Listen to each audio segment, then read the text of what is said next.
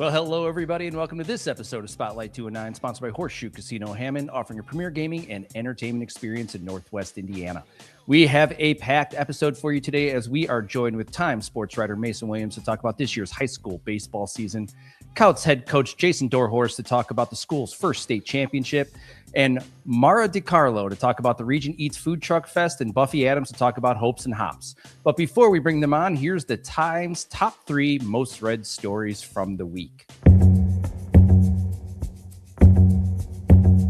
Sadly, Revolution Valparaiso, the boutique clothing, records, and artwork store, has announced that it's closing after 25 years. But fortunately for fans of the store, they'll be holding a month-long liquidation sale for special deals on all of their merchandise. Second story is Amazon gets greenlit for $7 billion data center to Northwest Indiana, a move that's expected to create hundreds of permanent jobs and certainly zero controversy. And our last most read story of the week is that the new Bears Stadium is expected to boost property values across Northwest Indiana. And our official Local 219 economics team has determined, and that's our Times most read stories of the week. But our first guest is on the Times Sports Beat, and he's here to talk about all things baseball, Mr. Mason Williams. Mason. How's it going? Good to see you again. Yeah, a week later, we kind of called it. We had some state championship softball. Now we have some state championship baseball. Let's hear all about it, Mason.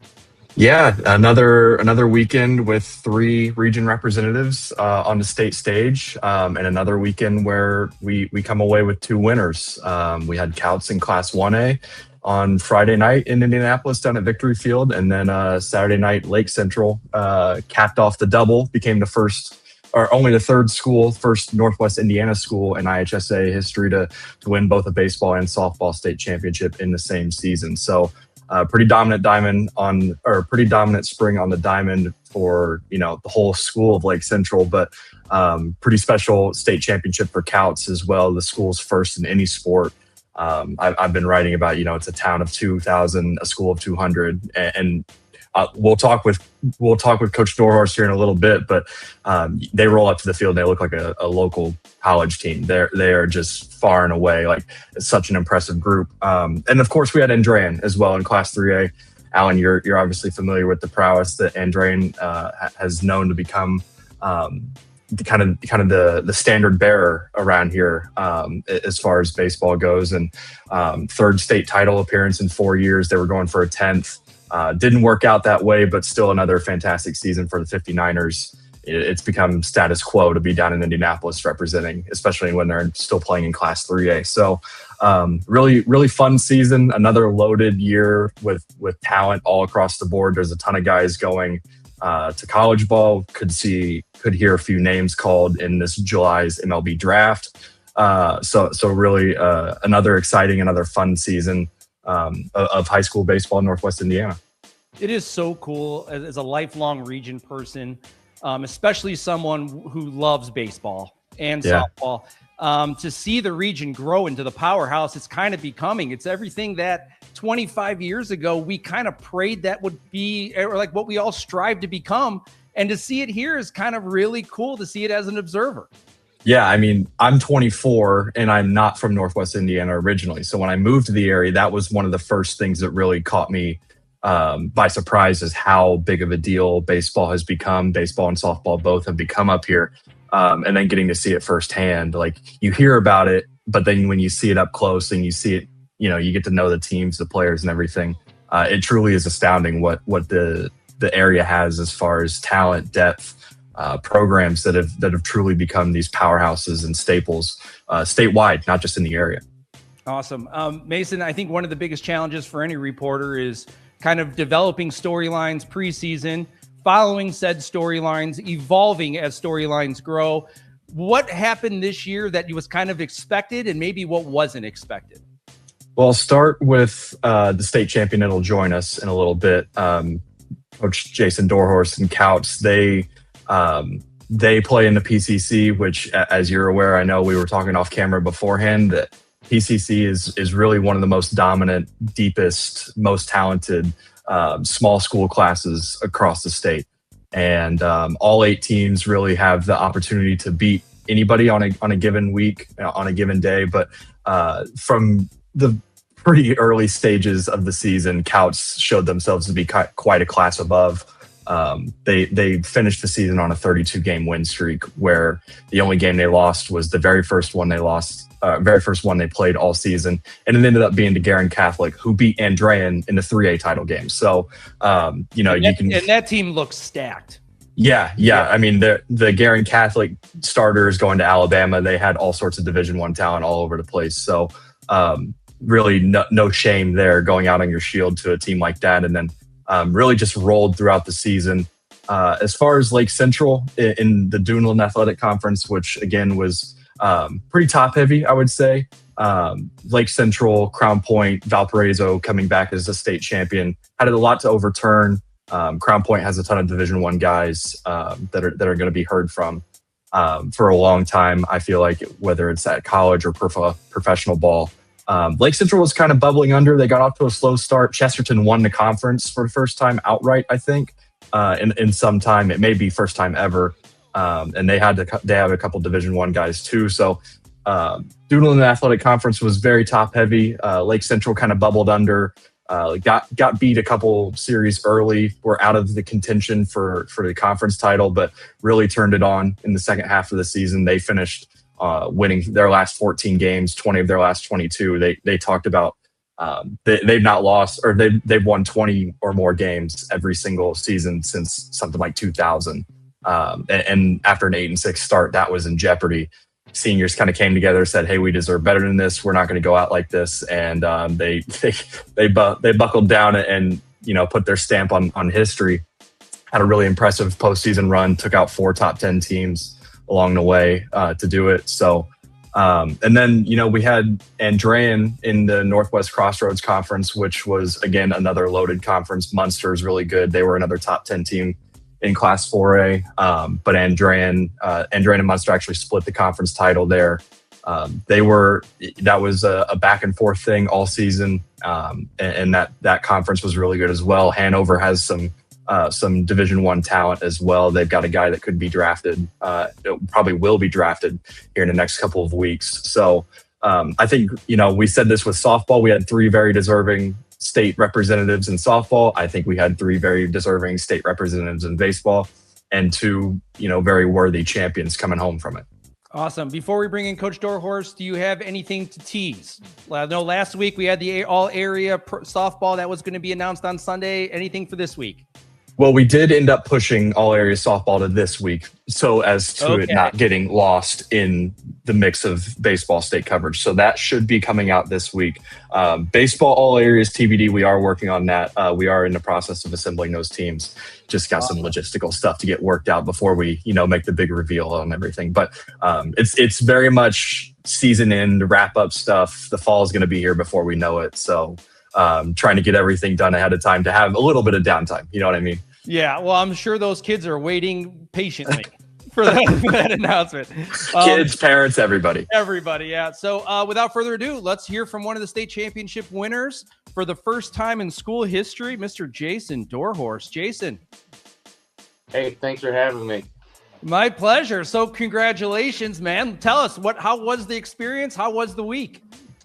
The week itself is brutal, honestly. Like leading up to it, like waiting for it is like there's so many meetings. You talk to so many different people. I joked one day, I said I talked to 4 different people and I don't know who the 4th one was. I hope it wasn't Northeast Du Bois that called me and just got all my intel. But the week is a grind. You're used to during the season. You're used to playing 5-6 games a week, and then go in and wait to play Friday. I'm glad we didn't have to wait all the way till Saturday. But I mean, going down there on Friday, we were excited that we got the late game, just because it made the day not so much a rush. We were able to script out the entire day just based off of our experience from last year. And there was there weren't the surprises. There wasn't,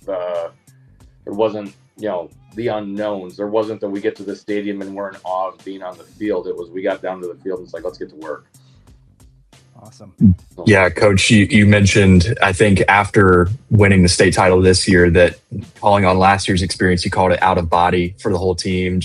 And then they were fully settled this past Friday. Just when did you kind of see it on Friday that the team was going to be locked in and that they weren't going to be, really phased by being back at this stage and having the shot at history again? We stopped at Zionsville on the way down. We left like around 12:30ish from Kouts, and we stopped at Zionsville High School at their facility, which is gorgeous, and stopped there and ate lunch and hit. And guys took ground balls. We had guys playing fungal golf. Like there was no antsiness. There was no like nerves. They were just being who they've been the entire year, which they're always pretty loose, and sometimes that would drive us a little bit nuts because like they were a little too loose for us. But it was fun though too, because when we got on the bus and I got a message from Landon, one of our seniors, from the back of the bus. He sent me a message and it said, "Hey, let me know when we're 15 minutes away from Zionsville so we can lock in." I'm like, all right, fair enough. And so like I sent him the message like when we were like 15, 20 minutes from Zionsville, and like within about 10 seconds of me hitting send, like the music was off and like the bus was dead silent. Like, and they were all getting ready to go. So it was good. They were, we got to the stadium, and the Andrean Gearin game was going on before us. So we went to the upper deck and just chilled. And it was funny because we could see Du Bois across the stadium from us along the other side, and you could just watch them, and they were antsy. They got to the 7th inning, and they got up and walked down to the lower concourse. I looked at our guys and said, "You don't need to go anywhere. Like we got probably a good solid half hour before we even need to think about moving." Right, because there's the title celebration and everything. Well, like they have to turn the field over. There's a whole process. Yeah, and then the 7th inning took a little bit, right? So like, so we watched them go down to the lower concourse and stand there, and we sat there kind of laughing at it.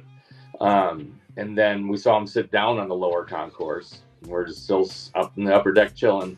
And then the game ended. Well, then they all stood up. We didn't move. Our guys were probably taking naps for all I know. And then like about 20 minutes later, like a guy came up and said, "Hey, you guys can go down to the field now." I'm like, "All right, perfect." And like we got down and we just got straight to work from there. Like they went straight to stretching and straight to throwing. Those guys have been moving around for the last hour. So yeah, and I've talked with a handful of coaches about this. He said you could get all the advice that's in the world from other people who have been there, but until you've experienced it and the craziness of the day, like you can't replicate it or necessarily prepare for it. So like the experience of being there the year before was amazingly huge. Now, were you guys that team that was overeager and like walked down all that stuff beforehand? Big time. And we were the early game last year. So like we got there and so they have like a very scripted time that you can play catch, and the very scripted when your infield is. And we got there, I think probably about 30 minutes before we could start like playing catch and like down onto the field. And so there was hardly anybody in the stadium because it was the early game.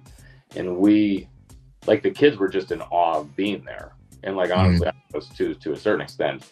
And like there was when we got there this year, and we got off the bus and we walked through the concourse, like we were stone cold ready to go. Like there was no awe moment. There was no like, "Hey, I'm looking at the stadium." Like it was just down to business right away.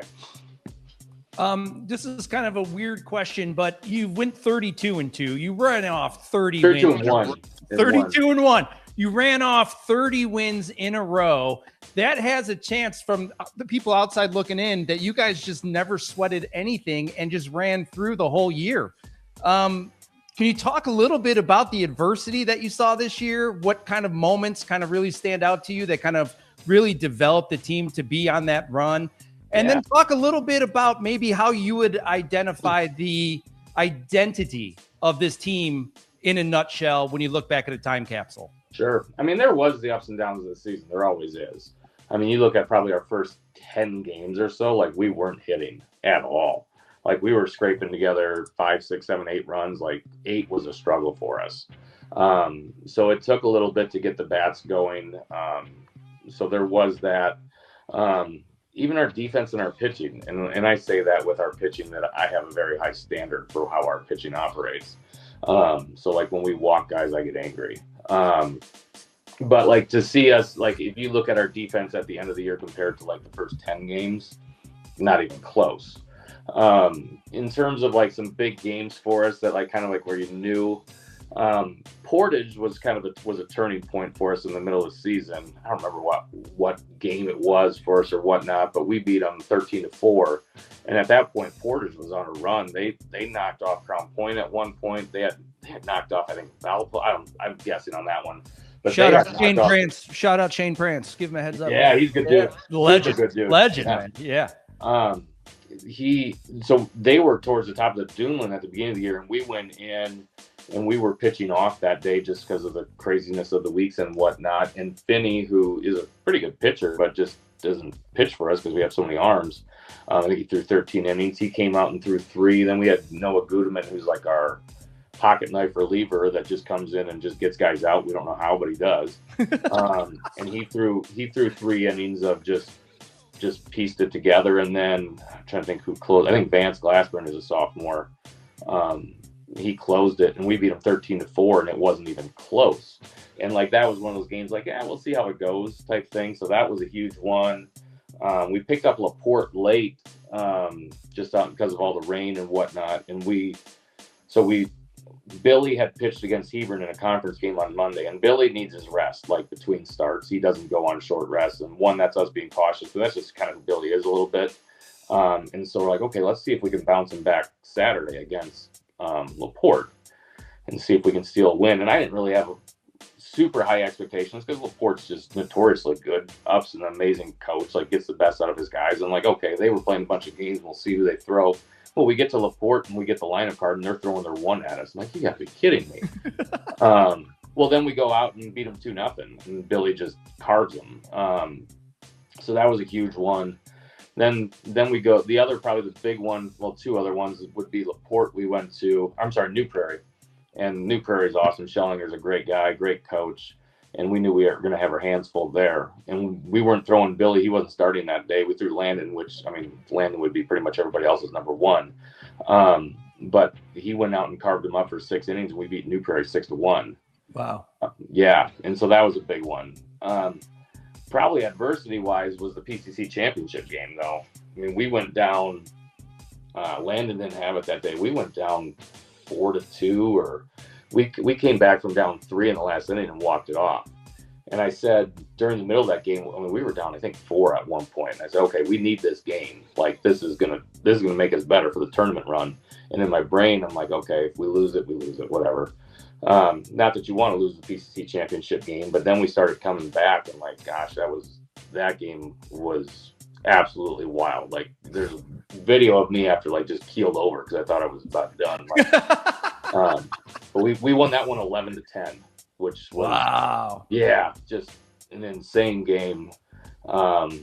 That was a big one. That was a turning point for us. Like, we needed that adversity. We needed to get that fight to like play from behind and come back a little bit. So that was a big one for us.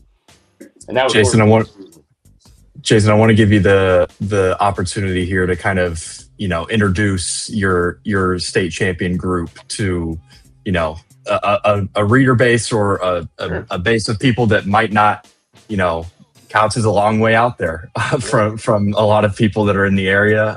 It's a small school, first state championship, but you're mentioning guys like Billy Miller, who's a sophomore, throws 90, the senior class I know that you have such an affection for and has become, as you mentioned, pillars in the community. Just what about each of those guys is special, and how did they kind of contribute to this run? Sure. That's one of those things too, just kind of as a blanket statement, we talked more so this year about contributions from everybody. And, I could rattle off so many guys and say, if those guys aren't there, we don't win state, like just flat out. So I guess I got to start with the seniors. Landon, which we've talked to, is just the heart and soul, just a natural born leader. He's going to pitch at Kankakee College next year. He was at short in the state game. 3-hitter. I think he had 44 or 45 RBIs on the season. So just a great dude. Cooper Whitaker, who was our catcher, big redhead kid, he had the double in the state game. In that second inning, it was a courtesy runner, but that ended up being the first run. Jesse Overholt, who was the mental attitude winner, is just the world's nicest kid, and just yeah, if I had a daughter, I would let my daughter date him, type thing. And he, his open house is today, and like I can't imagine anybody in the community not being there for him. And Eli Harper, you guys talk about looking like a college team, like he's the first baseman, and he gets off the bus and he's like 6'3" and 240. Same with Brightsky, who hit the Collin, who's the left fielder. He hit the sac fly that scored that first inning, and that was just a great. He was down 0-2, and then hit a curveball. On that one that scored that run. That was a huge at bat. Kind of an unsung hero too out there is Noah Gudeman. He didn't play in the state game, but Noah was like one of our main relievers, and through I think 26 or 28 innings. And he came in relief of Billy in the sectional game against Morgan when Billy cramped up.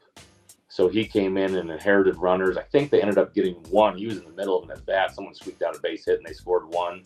So he got out of the inning, but then he threw a scoreless seventh. And that's just he had an ERA of like right at 1. For most of the season, his ERA was 0. I think hitters batted like 140 off of him. And I joke, like guys like him and Landon, those guys would be ones on almost every other team, and they're like scrapping and fighting for innings. But the sophomore guys, Billy and Ben Finney, they're just athletes. And those two, Billy is down at the Futures game today. Finney, I just saw a video all over Twitter or X, whatever, that he was at a showcase at Grand Park on the national team for 5-star. He ran a 6.7 60. And he was 89 from the outfield. He's in the mid 80s, like off the mound, and he got 13 innings for me this year. So that kind of tells you a little bit all you need to know right there. But those two guys are 1-2 hitters, and we already had we had coach text going back and forth of how our lineup's going to look next year. And so we were talking about those guys, so we're excited to have them back. Now, Awesome. I do want to ask something that this is what I've noticed, right? You mentioned Cooper's normally a redhead, but your whole team dyed hair blonde, right? And it seems like this is kind of a thing. Andrean did it, Valpo did it last year. What could you have imagined yourself dyeing your hair blonde on a state run as a player? Talked about it, but I'll stick with my gray highlights. That's close enough for me. A couple of them did it after sectionals, only a few of them, and then I think the large majority of the team did it. I think it was between regionals and semi-state, I think that's when it was. One of those weeks off, and I think the entire team did it with the exception of Jesse, the center fielder. That's right. And one other kid, because Jesse's so straight-laced. Like, I asked him, I said, joked him, I said, is there an amount of money that like would get you to do that? No, wouldn't do it. So we'll let him slide on that. But yeah, they all did it. It was funny too, because we didn't think Billy would do it. We thought, because he's pretty even keeled, pretty straight laced, and he was one of the first guys to do it. And like his dad sent us a picture of it in text message. He goes, he actually really likes it. So it's like Ben Finney, like he's got that personality. Like, okay, yeah, he would do it. He would do it. Yeah, Ben just looked like a surfer with his hair. Like, right? Yeah, Billy looked like straight up like Eminem. It actually looked pretty good. Yeah, Marshall Mathers. Right. Yeah. It's funny though. Like it didn't. Like after a while, like it. We didn't even think about it. Like everyone's like, man, blonde hair. I'm like, I forgot they even did it. It all. Yeah. I appreciate that they like a lot of them went to like actual professional places. They didn't just dip their head in a bottle of peroxide type stuff. So they did it correctly, which is good. It always makes it hard trying to chase down interviews after the game when everybody looks the same. I ran into that too. I miss called out kids all the time, like during practice. Yeah, for sure. Hilarious. Well, Coach, congratulations. Thanks for joining. Congratulations to all the players for the first school state championship in Kouts Mustang history. Let's go. And hopefully good luck we're back here talking about it again next year. Hey, maybe Class 2A. You never know. Yep. Class 2A now. Class 2A. Uh-oh. 2A, here we come. Heck yeah, man. Well, thank you so much for joining, taking time out of your schedule. Enjoy the ring fitting later today, and we'll be talking to you. Awesome. Sounds good. Thank you, sir. Thanks, Coach. All right, thanks. All right, great job, Mason. Anything Appreciate to it. add to in conclusion? No, just he's one of the good ones around the area. There's a lot of good coaches in the area. He obviously had a great team that, I feel like maybe, and this is not to discredit him, just like a ton of talent on that team. There a lot of coaches could have led that team to a state championship, but he's one of the good ones. So certainly deserving group and just a fun interview always. So awesome. Well, great job this year. Great job on the softball, baseball coverage. Good luck in the future. And then if you ever have anything to promote, Mason, jump on, man. Love to have you. Appreciate it, man. Thanks for the time. Thanks, Mason. So our next guest comes to us from the Munster Parks Department, and she is here to talk about the Region Eats Food Truck Festival. Mara DiCarlo. Mara, what's up? Hi, how are you? Good. How are you doing? Well, it's a busy week. I have an event on Saturday, so it's been a lot of prep, but I'm excited. It's one of my favorites. So talk to us. What's going on with the Region Eats Food Truck Festival? What's going on there? What can people expect? Yeah, so there's a lot of different parts to this event, obviously. Like all of our events, we have a sponsor or a few sponsors. So I did want to shout out Horizon Bank for sponsoring Region Eats this year. They've actually been a sponsor for years, and we always appreciate the continued support. But yeah, so this Saturday, June 27th from 5 to 9 p.m. at Centennial Park, we will be hosting our 5th annual Region Eats Food Festival. You can expect to see around 16 food vendors ranging from food like hamburgers, hot dogs, crepes, tacos. Every year people ask me if the pineapple vendor is going to come back. They do pineapple bowls with like pasta. No way. Yeah, it's actually really cool. It's one of the bigger hits at this event for sure. And I'm always calling them, asking them like right away, are you coming back next year? So we're excited to have them back. And then as always, you'll see like the basics, like the ice cream, the French fries, and all the things that you love to see at a food truck festival. And then I'm sure everybody wants to know, can I drink while I eat? Of course, always. We will have a beer garden.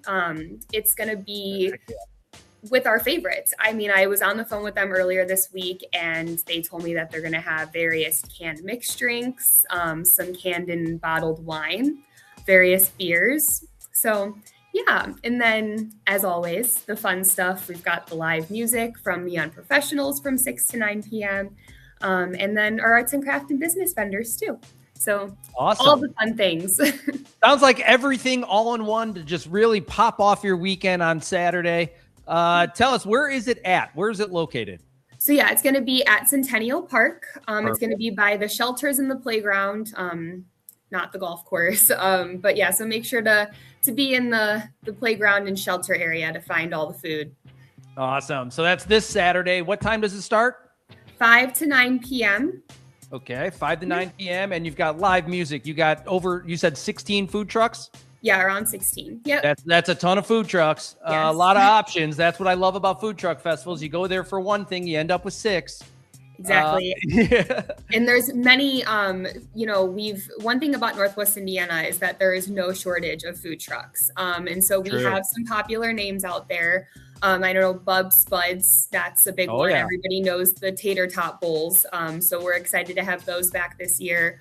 And then we've got Gridiron Grill. I've seen them at like Velpo markets and stuff like that. So yeah, lots of our bigger names, pistachio, churro, and crepe. And then we have a Munster vendor that we're very excited. They've been joining us for the last few years, but Sammy's Streets Eats will be there. It's always nice when you have obviously you can have as many Northwest Indiana vendors that you want, but when it's someone who's stationed right there in the same town as you, it becomes a little bit more personal. So heck yeah. Out of your job, I mean, you being at the Munster Parks Department and doing all this stuff, what does this event mean to you throughout the year? Is this one of the highlights? Yeah, actually, this one is very close to my heart because I started this position in May of 2022. And when I took on the position, this was already something that had been planned. So I kind of walked in and was told, you have to run this event. So it was, as much as I love to create my own and come up with these cool ideas, it was kind of fun to see how I could make this my own when it was already something that was kind of put together.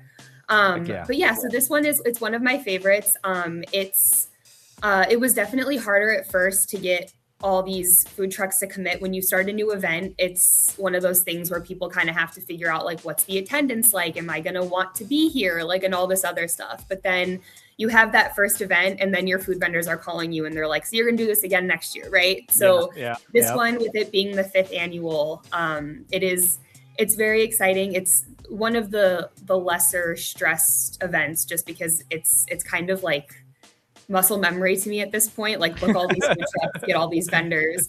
But it's always fun. And I like to invite my friends out to this one. It's a good event. Everybody enjoys it because, it's food. So Region Eats Food Truck Fest this Saturday, Centennial Park, 5 to 9 p.m., 16 food trucks, live music. What else is going on? We got 4th of July coming up for Munster too. Give us a little bit of a rundown if there's anything else you'd like to promote that's going on throughout the summer. Of course. 4th of July, man, it's crazy that it's already here. But so we have our fireworks show that we do every year on July 3rd. There are going to be a few changes to that this year. Instead of live music, we're going to have a DJ. But that'll get all the groups together, hopefully. So all the ages. But then I also believe that the Lions Club is having their annual parade. I believe that starts at 2 p.m. On the 4th of July. So we've got the fireworks show, we've got the parade. All of that information can be found in our recreation guide and then also on our website. So if you're looking for exact times and everything that's included, you can find that there. And then actually we have a fun second weekend of July situation going on. On July 10th, we have Touch a Truck.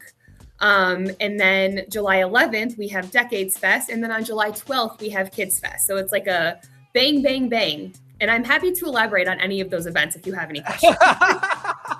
Well, I mean, man, it's like one event's tough enough. Putting 3 of those back to back to back. I mean, let's just go full crazy. Let's send it.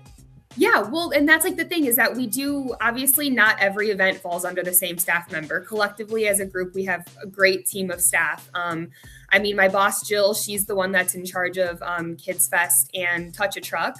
And then Decades Fest is all kind of collectively, we come together to plan this fun event. It's basically, it's bands all day. But it kind of ranges. We start with the earlier years and then we build up to kind of what we're listening to these days now. But it's a 2 p.m. to 10 p.m. event. So it's an 8-hour event and it's all just live music and then some random activities here and there that the Parks Department has kind of planned to go along with the music and stuff. So yeah. Let's go. All right, yeah. Mara, if anybody has any more questions or where do you guys do most of your communication, where should they go? So you can always call us at the Parks Department. Our main line is 219-836-7275. You can email us. If you're looking for a specific staff member, you can always just call the office and ask for their contact information and we can get that to you. There was one thing that I wanted to mention, though, that relates to all of our events in Centennial Park. This is just a reminder that the Centennial Park is a pay-to-park facility. So for any of the special events that you attend that are at Centennial Park, you do want to remember that you're either going to be paying $3 for the hour or $6 for the day. Just some people sometimes think that because they are special events that we don't charge, but that's not the case. We do still want people to know that our parking fees apply for our special events as well. Awesome. Well, Mara, thank you for joining. Anytime you guys want to come on and promote, maybe we should do like a big 4th of July celebration. I've been to that fireworks show in Munster. It's awesome. So yes, I'm sure one of us, whether it be myself or Jill, would love to kind of talk more about Kids Fest and Decades Fest as we get closer to those events. But yeah. Let's go. Well, you have a good rest of the day and we'll be talking to you, Mara. Thanks. All right. Thank you. Bye. Bye. Our next guest is one of my favorite people in the 219, and she's here to promote Hopes and Hops, a movement described as a holy rebellion brewery tour. Buffy? Hello, my friend, and hello, Northwest Indiana from Buffy, your official Hope dealer. Yeah. Well, tell us what's Hope and Hops, Buffy, and give us a 411 on everything you've got going on. Oh my gosh, Alan, what an exciting thing is happening. Something hopeful is brewing in Crown Point beginning on this Sunday at 11 o'clock at Off Square Brewing. Totally just came to life about a month ago. I was actually over visiting with our friends at Off Square Brewing on a totally different topic. Knew I was going to meet with them in a couple days, and they have such a philanthropic heart and heart for the community. So I was going to meet with them about something else, and the meeting was about 2 days away, and this hope and hops concept just hit me like a lightning bolt, and I pitched it to them, threw the idea at them at the end of our meeting, and just said, hey, everybody right now needs a little hope. Everybody needs a little community, a place to gather. Pitched this idea to them, and Barb and Dave and the crew over there just grabbed onto it and loved it, and we kind of brought it to life. Well, if I know you, ideas come like lightning bolts. So tell us, Buffy, what is it? What is the concept? What made it so amazing and something that you had to throw all your chips in and do it? Yeah, absolutely. So here's the thing. If you are looking for a shot of hope and maybe a pint of beer, this is for you. Really, just in this day and age, whether it's what's happening in the world, what's happening in the state, what's happening in your own life, everybody has something unexpected, a little chaos in their life. And we all have, me included. And a lot of times, Alan, people ask me, like, Buffy, how can you stay so hopeful? And how can you keep a positive outlook? And so every day I wake up and I ask, how can I make somebody else's life better? And I think that's what this idea is about, just really sharing hope with people who might be looking for those tools and tactics to stay hopeful. Because I tell you, Alan, staying hopeful, you got to do it every day. Just like showering, if you don't do it, it's not going to keep up with you. So, it's really just a place on a Sunday morning for people to gather. We kick off at 11 o'clock. People come in, they can order food, they can order drinks. And it is really, Hope and Hops is a place for people to gather on a Sunday morning who are just looking for a little hope and a little community and some of the good stuff in life. Awesome. So it's like, I think I read Holy Rebellion Brewery Tour. Yeah. So Brewery Tour signifies multiple locations outside of Off Square. How's this whole thing going to be running? Yeah. So, my heart belongs to Off Square. They really took a chance on launching this, and people seem to be receptive of it. We've got a lot of people coming on Sunday, and every last Sunday of the month, I will be at Off Square. Just sharing a positive message, getting people prepared for the week. But I'm already in talks with other breweries around Northwest Indiana and a couple out of state. And really, my goal is by next year to be taking this on the road and really just sharing hope and hops with breweries all around the Midwest. And hard telling what happens after that, Alan. Awesome. Well, I'm fully in support of bringing in people together in community and discussing problems and issues that they may have. I think most people try to take them on by themselves. Right. And most of the time you get through that, but sometimes you don't. And it's really important to talk to people. What better way than supporting the local craft beer business? Absolutely. Why craft beer? Why'd you pick that? Was it just because of Dave and Barb's kind of philanthropic generosity, or is it just in general that you just love that spot and you just kind of work together as a great partnership? That for sure. Barb, Dave, Off Square. I mean, what an amazing space. But here's the thing. I really, last year I finished my master's in ministry. I was a guest preacher in some churches and sharing this message of hope to a lot of people, and some people would come in and just to experience Buffy, your official hope dealer, and they'd say, love the message, but coming into a church just really, it's traumatizing for some people. So, I realized the container is broken. So the message of hope doesn't matter if people are afraid to come into a space or it traumatizes them. And Hope and Hops is not about church bashing, because a lot of churches, especially in Northwest Indiana, have it right. They're just accepting and loving and really just want to do that. But if people aren't willing to come into the church, or they can't do it, the message of hope isn't going to get to them. So it really was a matter of, where's a safe place that people already go? What feels familiar to people? What is a good feeling place? And breweries are that. breweries are a place where people gather. They love their craft beer. And listen, you don't need to drink, or water and pop is fine at Hope and Hops. But, it really was the space, but it sounds cool too. I mean, Hope and Hops, that just rolls off the tongue, right? So that's how it came about. I mean, really, it's where's a place for people to gather that they're already there and feeling good about, and where can I insert the message of hope into a location that already exists? And it's your local brewery. Darn right. Couldn't agree more. Let's talk. If people want to get involved, Buffy, where should they go to get in contact to maybe start joining the brewery tour? Yeah, for sure. So tickets are free, and that's the cool thing, but you do have to get a ticket to go in. So all you have to do right now, until you start following Hope and Hops or following Buffy Adams, you can go to Off Square Facebook page, and that link is, if it's not already there, it's going to be there later today. So Off Square Brewing Facebook page is the place to go, and that's the easiest way until you get in touch with Buffy. And hopefully, listen, Alan, this Hope and Hops thing, this is just the beginning of the journey for a lot of people. They're going to come on Sunday, they're going to get filled up with hope, they're going to feel something that maybe they haven't felt in a long time, they're going to get fired up for their life and fired up for the week, and they're going to come back. So this is just the beginning of the journey. In person, social media, who knows, we're talking about maybe a special Hope brew over at Off Square. So Sunday is just the beginning. So check it out on the Off Square Brewing Facebook page.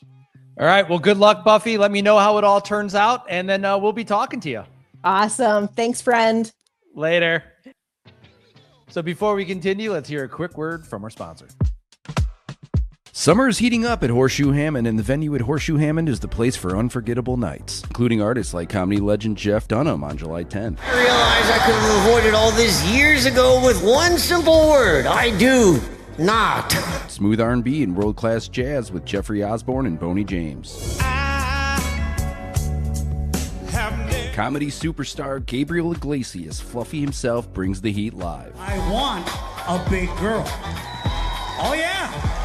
Oh yeah, this way we both can agree on the temperature of the thermostat. And country powerhouse Jamie Johnson. Says, Mama, how much time will this buy me? Tickets are on sale now at Ticketmaster.com or at the Horseshoe Venue Casino Hammond box office. So thanks for watching this episode of Spotlight, and make sure to check out some of the events going on at the venue at Horseshoe Casino Hammond, including Jeff Dunham on 710, Jeffrey Osborne and Boney James on 711, and Gabriel Iglesias on 81. To find out about all things happening in the region, go to the Times website at nwi.com or on their socials. And please check out our Eat Local 209 app, both on iTunes and Android. New episodes drop every week on Thursday at 5 p.m., so be on the lookout. Thanks again for watching, and have a great weekend.